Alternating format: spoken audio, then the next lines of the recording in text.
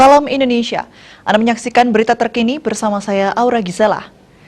Jumlah warga terjangkit COVID-19 di Bali pada Senin 10 Mei masih dilaporkan. Kabar baiknya jumlah tambahan ada di 2 digit. Pasien sembuh juga bertambah lebih banyak dari kasus baru mencapai di atas 110 orang.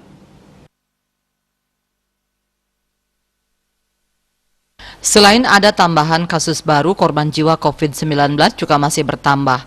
Jumlahnya pun lebih banyak dibandingkan sehari sebelumnya. Menurut data Satgas Penanganan COVID-19 Bali, terdapat 74 kasus baru. Kumulatif kasus yang ditangani Bali mencapai 45.832 orang.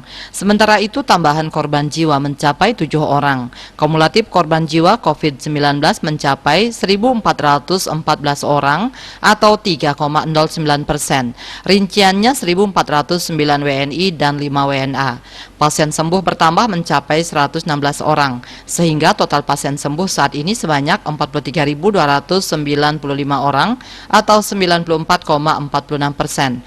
Jumlah kasus aktif yang masih dirawat maupun menjalani karantina berjumlah 1.123 orang atau 2,45%. Mereka dirawat di 17 rumah sakit dan dikarantina di Bapelkesmas, UPT Nyidah, Wisma Bima, dan BPK Pering. Dia Dewi, Bali Pos melaporkan. Untuk mencegah penyebaran COVID-19, ingat pesan Ibu, selalu terapkan 3M, wajib memakai masker, wajib mencuci tangan, dan wajib menjaga jarak, serta wajib menghindari kerumunan. Dengan penerapan perilaku 3M, Indonesia segera terbebas virus corona menuju Indonesia maju. Tetaplah bersama Bali TV. Salam Indonesia.